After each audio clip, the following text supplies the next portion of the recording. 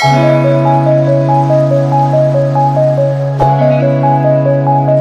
Students, welcome back to study material YouTube channel. Students ಯಾರೆಲ್ಲ ಇನ್ನೂ ನನ್ನ ಚಾನೆಲ್ನ ಸಬ್ಸ್ಕ್ರೈಬ್ ಮಾಡಿಲ್ವೋ ಪ್ಲೀಸ್ ಬೇಗ ಬೇಗ ಹೋಗಿ ಚಾನೆಲ್ನ ಸಬ್ಸ್ಕ್ರೈಬ್ ಮಾಡಿ, ಹಾಗೆ ಪಕ್ಕದಲ್ಲಿರುವಂಥ ಬೆಲ್ ಐಕನ್ನ ಪ್ರೆಸ್ ಮಾಡಿ. ಓಕೆ, ಇವತ್ತಿನ ಈ ಒಂದು ಕ್ಲಾಸ್ ಒಳಗೆ ನಾನು ಸೆಕೆಂಡ್ PUC ಸ್ಟೂಡೆಂಟ್ಸ್ಗೆ ಯಾರೆಲ್ಲ ಇದ್ದೀರಾ ಅವರಿಗೆ ಫಿಸಿಕ್ಸ್ ಸಬ್ಜೆಕ್ಟಲ್ಲಿ ಯಾವ ಥರ ಕ್ವಶನ್ಸ್ ಕೇಳ್ತಾರೆ, ಆ್ಯನ್ಯುವಲ್ ಎಕ್ಸಾಮಲ್ಲಿ ಆಗಿರ್ಬೋದು ಅಥವಾ ಮಿಡ್ ಟರ್ಮ್ ಎಕ್ಸಾಮಲ್ಲಿ ಆಗಿರ್ಬೋದು, ನಿಮಗೆ ಯಾವ ಥರ 5 ಮಾರ್ಕ್ಗೆ ಹಾಗೂ 3 ಮಾರ್ಕ್ಸ್ಗೆ ಯಾವ ಥರ ಕ್ವಶನ್ಸ್ ಕೇಳ್ತಾರೆ ಅನ್ನೋದನ್ನು ಈ ಒಂದು ಕ್ಲಾಸಲ್ಲಿ ನಾನು ಡಿಸ್ಕಷನ್ ಮಾಡ್ತಿದ್ದೀನಿ. ಆ್ಯಂಡ್ ಇವತ್ತಿನ ಕ್ಲಾಸಲ್ಲಿ ನಾನು ಚಾಪ್ಟರ್ ವೈಸ್ 5 ಮಾರ್ಕ್ಸ್ಗೆ ಹಾಗೂ 3 ಮಾರ್ಕ್ಸ್ಗೆ ಬೀಳ್ಬೋದು ಅಂತ ಇಂಪಾರ್ಟೆಂಟ್ ವೆರಿ ಫಿಕ್ಸ್ ಕ್ವಶನ್ಸ್ ಏನಿದೆ ಅವುಗಳನ್ನಷ್ಟೇ ನಾನು ಕಲೆಕ್ಟ್ ಮಾಡಿಕೊಂಡು ನಿಮಗೆ ಅದನ್ನು ತಿಳಿಸ್ತಾ ಇದ್ದೀನಿ.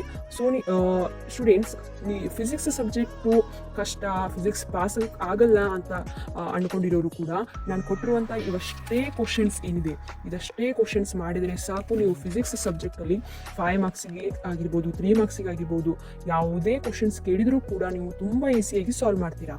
ಓಕೆ, ಬನ್ನಿ ಈಗ ಫಸ್ಟ್ ಚಾಪ್ಟರ್ ಏನಿದೆ, first chapter electric charges and fields. ಈ ಫಸ್ಟ್ ಚಾಪ್ಟರಲ್ಲಿ ಯಾವ ಥರ 5 ಮಾರ್ಕ್ಸಿಗೆ ಯಾವ ಕ್ವಶನ್ಸ್ ಬೀಳುತ್ತವೆ, 3 ಮಾರ್ಕ್ಸಿಗೆ ಯಾವ ಕ್ವಶನ್ಸ್ ಬೀಳ್ತವೆ ಅಂತ ನೋಡೋಣ. ಓಕೆ, 5 ಮಾರ್ಕಿಗೆ ಯಾವ ಥರ ಕ್ವಶನ್ಸ್ ಅಂದರೆ derive the expression for electric field at a point on the axis of an electric dipole. ನೋಡಿ, ಈ ಕ್ವಶನ್ಸ್ ಏನಿದೆ, ಈ question derive the electric dipole, Axis of an electric dipole ಮೇಲೆ ಬಿದ್ದಿರುವಂಥ ಕ್ವಶನ್ಸ್ ತುಂಬ ಅಂದರೆ ತುಂಬ ಸಲ ರಿಪೀಟ್ ಆಗಿದೆ. ಇದು 100% ಫಿಕ್ಸ್ ಕ್ವಶನ್ ಅಂತ ಹೇಳ್ಬೋದು. ಸೊ ಇದು 5 ಮಾರ್ಕ್ಸಿಗೂ ಕೇಳ್ಬೋದು, 5 ಮಾರ್ಕ್ಸಿಗೂ ಕೇಳ್ಬೋದು ಅಥವಾ 3 ಮಾರ್ಕ್ಸಿಗೂ ಕೂಡ ನಿಮಗೆ ಕೇಳುವಂಥ ಚಾನ್ಸಸ್ ತುಂಬ ಇದೆ. ಸೊ ಇದು axis of an electric dipole ಇದು ಆಗಿರ್ಬೋದು. ಇನ್ನೊಂದು ಕೆಲವೊಂದಷ್ಟು ಕ್ವಶನ್ ಪೇಪರಲ್ಲಿ axis of an electric dipole ಮೇಲೆ ಬಿದ್ದರೆ ಕ್ವಶನು, ಇನ್ನೊಂದಷ್ಟು ಪೇಪರಲ್ಲಿ ಏನು ಬಿದ್ದಿದೆ equatorial line of electric dipole ಮೇಲೆ ಕೇಳಿದ್ದಾರೆ. ಸೊ ಈಗ derive the axis of an electric dipole ಇದು ಬೀಳ್ಬೋದು, ಇದು ಬಿದ್ದಿಲ್ಲ ಅಂದರೆ ಇದಂತೂ ಫಿಕ್ಸ್ ಆಗಿ ಬಿದ್ದಿರುತ್ತೆ. So equatorial line of an electric dipole. Okay, ಇದು ಕೂಡ 5 ಮಾರ್ಕಿಗೆ ನಿಮಗೆ ಬೀಳುವಂಥ ಚಾನ್ಸಸ್ ತುಂಬ ಅಂದರೆ ತುಂಬ ಇದೆ. ನೆಕ್ಸ್ಟು ಇದೇ ಚಾಪ್ಟರಲ್ಲಿ ಇನ್ನು 5 ಮಾರ್ಕಿಗೆ ಯಾವುದು ಕ್ವಶನ್ ಕೇಳ್ತಾರೆ ಅಂದರೆ derive the expression for a electric field at a point due to infinitely long uniform charge straight wire using the Gauss's law. So ನೋಡಿ, ಇದು ಗಾಸಸ್ ಲಾ ಏನಿದೆ ಈ ಕ್ವಶನ್ ಅಂತೂ ನಿಮಗೆ 100% ಫಿಕ್ಸ್ ಕ್ವಶನ್. ಓಕೆ, ಗಾಸಸ್ ಲಾ ಮೇಲೆ ಪ್ರತಿ ವರ್ಷನೂ ಕೂಡ ಇದು ಮಿಡ್ ಟರ್ಮಲ್ಲೂ ಬಿದ್ದಿದೆ ಆ್ಯಂಡ್ ಆ್ಯನ್ಯುವಲ್ ಎಕ್ಸಾಮಲ್ಲೂ ಕೂಡ ನಿಮಗೆ ಈ ಕ್ವಶನ್ ರಿಪೀಟ್ ಆಗಿದೆ. ಸೊ ಸ್ಟೂಡೆಂಟ್ಸ್, ಈಗ ಫಸ್ಟ್ ಚಾಪ್ಟರಲ್ಲಿ ಏನಿದೆ ನೀವು ತುಂಬ ಕ್ವಶನ್ಸ್ನ ಓದ್ಕೊಳ್ಳೋಕೆ ಹೋಗಬೇಡಿ, ಯಾಕಂದರೆ ತುಂಬ ಕ್ವಶನ್ಸ್ನ ಓದ್ಕೊಂಡ್ರೆ ತುಂಬ ಕನ್ಫ್ಯೂಷನ್ ಆಗುತ್ತೆ. ಸೊ ನಾನು ಕೊಟ್ಟಿರುವಂಥ ಈ 3 ಕ್ವಶನ್ಸ್ ಏನಿದೆ, ಈ 3 ಕ್ವಶನ್ಸಲ್ಲಿ 3 ಕ್ವಶನ್ಸ್ನೂ ಕೂಡ ನೀವು ಪರ್ಫೆಕ್ಟ್ ಮಾಡಿದರೆ ಈ 3ರಲ್ಲಿ ಯಾವುದಾದ್ರೂ ಒಂದು ಕ್ವಶನ್ ಅಂತೂ ನಿಮಗೆ ಫಿಕ್ಸ್ ಆಗಿ ಬಿದ್ದಿರುತ್ತೆ. ಓಕೆ, ಇವಾಗ ಫಸ್ಟ್ ಚಾಪ್ಟರ್ ಆಯಿತು. ಫಸ್ಟ್ ಚಾಪ್ಟರಲ್ಲಿ ಈ 3 ಕ್ವಶನ್ಸ್ ವೆರಿ ಅಂದರೆ very important. And next second chapter ಏನಿದೆ electrostatic potential and capacitance. So second ಚಾಪ್ಟರಲ್ಲಿ ನಿಮಗೆ ಯಾವ ಥರ ಕ್ವಶನ್ಸ್ ಬೀಳುತ್ತೆ, 5 ಮಾರ್ಕ್ಸಿಗಾಗಿರ್ಬೋದು ಅಥವಾ 3 ಮಾರ್ಕ್ಸಿಗಾಗಿರ್ಬೋದು, ಯಾವ ಥರ ಕ್ವಶನ್ಸ್ ಬೀಳುತ್ತೆ ಅಂದರೆ ನಾನು ಕೆಲವೊಂದಷ್ಟನ್ನು ಕಲೆಕ್ಟ್ ಮಾಡಿದ್ದೀನಿ. ಸೊ ನೋಡಿ, ಈಗ ಫಸ್ಟ್ ಕ್ವಶನ್ ಯಾವ ಥರ ಬೀಳುತ್ತೆ, and derive the relation between electric potential and electric field. So electric potential ಮತ್ತು ಎಲೆಕ್ಟ್ರಿಕ್ ಫೀಲ್ಡ್ದು ರಿಲೇಷನ್ಸ್ ಏನಿದೆ ಇನ್ ಬಿಟ್ವೀನ್, ರಿಲೇಷನ್ಸ್ ಏನಿದೆ ಅದನ್ನು ಡಿರೈವ್ ಮಾಡಂತಂದಿದ್ದೇನೆ. ಸೊ ಇದು 3 ಮಾರ್ಕ್ಸಿಗೂ ಕೂಡ ಬೀಳ್ಬೋದು, ಇಲ್ಲ 5 ಮಾರ್ಕ್ಸಿಗೂ ಕೂಡ ಬೀಳ್ಬೋದು. ಓಕೆ, ಇದು ಕೂಡ ತುಂಬ ಅಂದರೆ ತುಂಬ ಇಂಪಾರ್ಟೆಂಟ್ ಕ್ವಶನ್ಸು, ನೋಡ್ಕೊಳ್ಳಿ. Next second one, derive an expression for electric potential at a point due to an isolated point charge.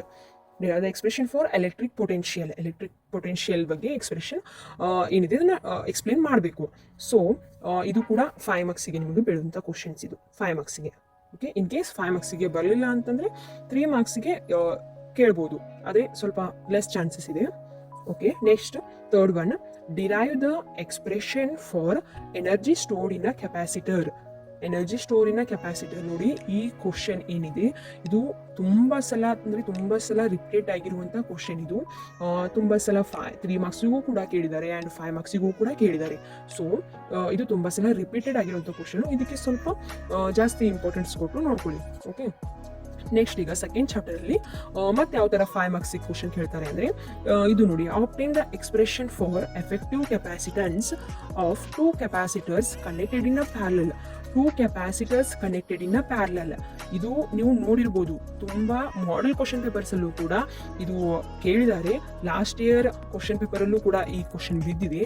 So ಇದು 3 ಮಾರ್ಕ್ಸಿಗೂ ಬೀಳ್ಬೋದು ಆ್ಯಂಡ್ 5 ಮಾರ್ಕ್ಸಿಗೂ ಕೂಡ ಬೀಳ್ಬೋದು. ಓಕೆ, ಇದು ಕೂಡ ತುಂಬ ಅಂದರೆ ತುಂಬ ಇಂಪಾರ್ಟೆಂಟ್ ಕ್ವಶನ್ ಆಗಿದೆ. ಸೊ ನೋಡಿ, ಈಗ ಫಸ್ಟ್ ಚಾಪ್ಟರಲ್ಲಿ ಇವು 3 ಕ್ವಶನ್ಸ್ನ ಸಾಲ್ವ್ ಮಾಡಿಟ್ಕೊಳ್ಳಿ ಆ್ಯಂಡ್ ಸೆಕೆಂಡ್ ಚಾಪ್ಟರಲ್ಲಿ ಇವು 4 questions. Okay, first and second ಚಾಪ್ಟರಲ್ಲಿ ಈಗ ಫಿನಿಶ್ ಆಯಿತು. 5 ಮಾರ್ಕ್ಸ್ ಆ್ಯಂಡ್ 3 ಮಾರ್ಕ್ಸ್ ಇವಷ್ಟೇ ಕ್ವಶನ್ಸ್ನ ನೀವು ಸಾಲ್ವ್ ಮಾಡಿದರೂ ಕೂಡ ಇವೆರಡು ಚಾಪ್ಟರಲ್ಲಿ ನೀವು ತುಂಬ ಈಸಿಯಾಗಿ ಮಾರ್ಕ್ಸ್ನ ಪಡೆದುಕೊಳ್ಬೋದು. ಓಕೆ ಸ್ಟೂಡೆಂಟ್ಸ್, ಇವಾಗ ನಾವು ಫಸ್ಟ್ ಆ್ಯಂಡ್ ಸೆಕೆಂಡ್ ಚಾಪ್ಟರಲ್ಲಿ ಯಾವ ಥರ ಕ್ವಶನ್ಸ್ ಕೇಳ್ತಾರೆ ಅನ್ನೋದನ್ನು ನೋಡಿದ್ವಿ. ನೆಕ್ಸ್ಟ್ ಇವಾಗ ಥರ್ಡ್ ಚಾಪ್ಟರ್ ಏನಿದೆ, ಕರೆಂಟ್ ಎಲೆಕ್ಟ್ರಿಸಿಟಿ. ಕರೆಂಟ್ ಎಲೆಕ್ಟ್ರಿಸಿಟಿಯಲ್ಲಿ ಯಾವ ಥರ ನಿಮಗೆ ಕ್ವಶನ್ಸ್ ಕೇಳ್ತಾರೆ ಅನ್ನೋದನ್ನ ನೋಡೋಣ. ಇದರಲ್ಲಿ ಕೂಡ 5 ಮಾರ್ಕ್ ಆ್ಯಂಡ್ 3 ಮಾರ್ಕ್ಸ್ಗೆ ಕೇಳ್ಬೋದಂಥ ವೆರಿ ಇಂಪಾರ್ಟೆಂಟ್ ಕ್ವಶನ್ಸ್ ಇವೆ. ಎಷ್ಟು ಒಂದು 4ರಿಂದ 5 ಕ್ವಶನ್ಸ್ ಕಲೆಕ್ಟ್ ಮಾಡಿದ್ದೀನಿ. ಸೊ ಇದಷ್ಟೇ ಕ್ವಶನ್ಸ್ ಮಾಡಿದರೂ ಕೂಡ ನಿಮಗೆ ಇದರಲ್ಲಿ ಯಾವುದೇ ಕ್ವಶನ್ ಕೇಳಿದರೂ ಕೂಡ ನೀವು ಈಸಿಯಾಗಿ ಬರಿಬೋದು. ಓಕೆ, ಫಸ್ಟ್ ಒನ್ ಏನಿದೆ, arrive at an expression for drift velocity. So drift velocity ಮೇಲೆ ನಿಮಗೆ ತುಂಬ ಸಲ ರಿಪೀಟ್ ಆಗಿದೆ. ಇದು ಡ್ರಿಫ್ಟ್ ವೆಲಾಸಿಟಿ ಮೇಲೆ ಇದು 5 ಮಾರ್ಕ್ಗೂ ಕೂಡ ಬರ್ಬೋದು ಆ್ಯಂಡ್ 3 ಮಾರ್ಕ್ಸ್ಗೂ ಕೂಡ ನಿಮಗೆ ಕ್ವಶನ್ ಬೀಳ್ಬೋದು. ಇದು ತುಂಬ ಚಾನ್ಸಸ್ ಇದೆ. ಫಿಕ್ಸ್ ಕ್ವಶನ್ ಅಂತ ನಾವು ಹೇಳ್ಬೋದು.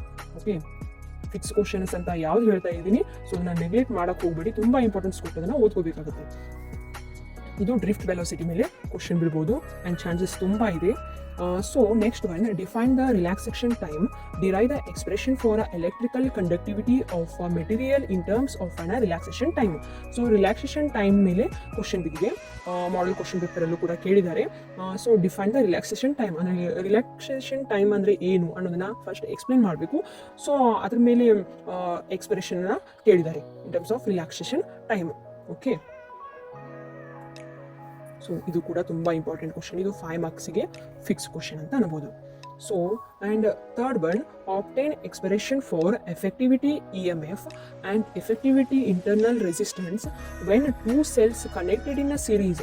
ನೋಡಿ, ಇಲ್ಲಿ EMF ಮೇಲೆ ಕ್ವಶನ್ಸ್ ತುಂಬ ಸಲ ರಿಪೀಟ್ ಆಗಿದೆ. EMF, so in connected in a series, 2 cells connected in a series, ಇದು ಕೂಡ ನಿಮಗೆ 5 ಮಾರ್ಕ್ಗೆ ವೆರಿ ಇಂಪಾರ್ಟೆಂಟ್ ಕ್ವಶನ್ ಬೀಳುತ್ತೆ. ಇದು EMF ಮೇಲೆ 2 cells connected in a series.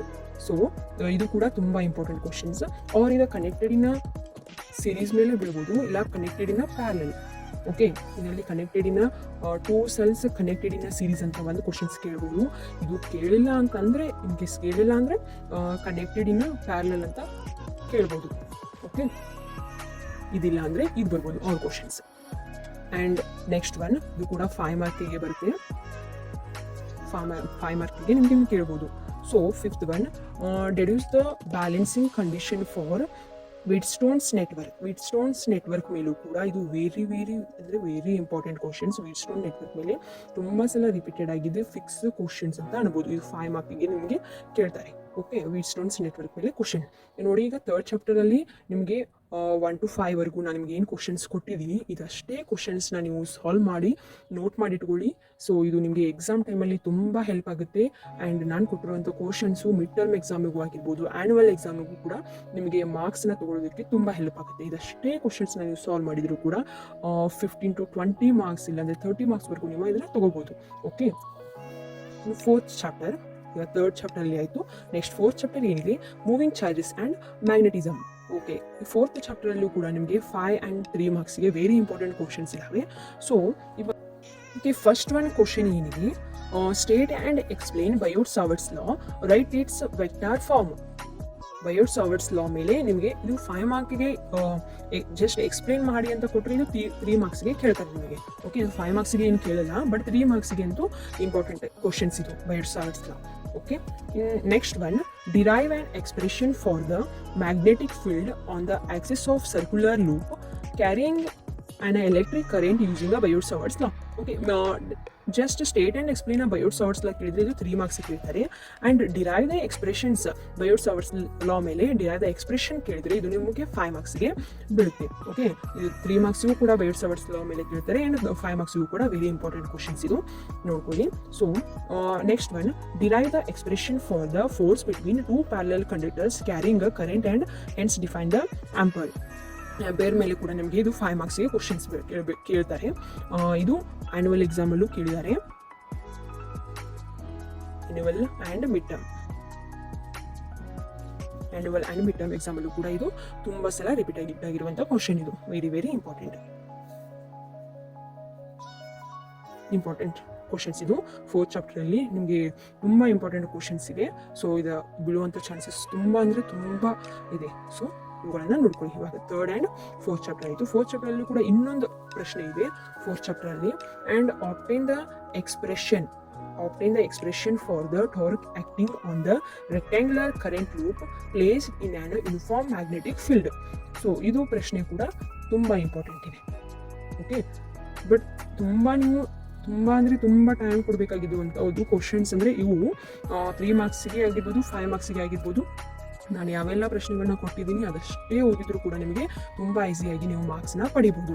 Okay, ಇವತ್ತಿನ ಈ ಒಂದು ನಾನು ಕ್ಲಾಸ್ ಒಳಗೆ ನಿಮಗೆ ಫಸ್ಟ್ ಚಾಪ್ಟರಲ್ಲಿ ಯಾವ ಥರ ಕೇಳ್ತಾರೆ ಆ್ಯಂಡ್ ಸೆಕೆಂಡ್ ಚಾಪ್ಟರಲ್ಲಿ ಬರುವಂಥ important questions and 3rd and 4th, so 1 to 4th ವರೆಗೂ ನಾನು ನಿಮಗೆ ಇವತ್ತು ಎಕ್ಸ್ಪ್ಲೇನ್ ಮಾಡಿದ್ದೀನಿ. ಇದಷ್ಟೇ 1 to 4th ಚಾಪ್ಟರಲ್ಲಿ ನೀವು ತುಂಬ ತಲೆಗೆಡಿಸ್ಕೊಳ್ಳೋಕೆ ಹೋಗಬೇಡಿ. 1 to 4th ಚಾಪ್ಟರಲ್ಲಿ ನೀವು ನಾನು ಕೊಟ್ಟಿರುವಂಥ ಪ್ರಶ್ನೆಗಳನ್ನ ಇದಷ್ಟೇ ನೀವು ಸಾಲ್ವ್ ಮಾಡಿದರೂ ಕೂಡ ಯಾವುದೇ ಕ್ವಶನ್ಸ್ ಬಿದ್ದರೂ ನೀವು ತುಂಬ ಈಸಿಯಾಗಿ ಸಾಲ್ವ್ ಮಾಡ್ತೀರಾ. ಓಕೆ ಸ್ಟೂಡೆಂಟ್ಸ್, ನಾನು ಇವತ್ತಿಗೆ ಈ ವಿಡಿಯೋನ ಎಂಡ್ ಮಾಡ್ತಾ ಇದ್ದೀನಿ. ಇನ್ನು ಉಳಿದಿರುವಂಥ 5th ಆ್ಯಂಡ್ 6th ಚಾಪ್ಟರ್ಸ್ ಏನಿದೆ ಅವುಗಳನ್ನು ನಾನು ಮುಂದಿನ ಕ್ಲಾಸಲ್ಲಿ ನಿಮಗೆ ಎಕ್ಸ್ಪ್ಲೇನ್ ಮಾಡ್ತೀನಿ. ಓಕೆ, ಈ ವಿಡಿಯೋ ನಿಮಗೆ ಇಷ್ಟ ಆಗಿದ್ರೆ ಲೈಕ್ ಮಾಡಿ, ಶೇರ್ ಮಾಡಿ, ಕಮೆಂಟ್ ಮಾಡಿ ಆ್ಯಂಡ್ ಪ್ಲೀಸ್ ಸಬ್ಸ್ಕ್ರೈಬ್ ಮಾಡಿ. ನಾನು ಮುಂದಿನ ವಿಡಿಯೋಗಳಲ್ಲಿ ನಿಮಗೆ ಇನ್ನುಳಿದಿರುವಂಥ ಚಾಪ್ಟರ್ಸ್ಗಳಲ್ಲಿ ಬೀಳುವಂಥ ತುಂಬ ಇಂಪಾರ್ಟೆಂಟ್ ಕ್ವಶನ್ಸ್ ನಾನು ನಿಮಗೆ ತಿಳಿಸ್ಕೊಡ್ತೀನಿ. Okay students, thank you for watching.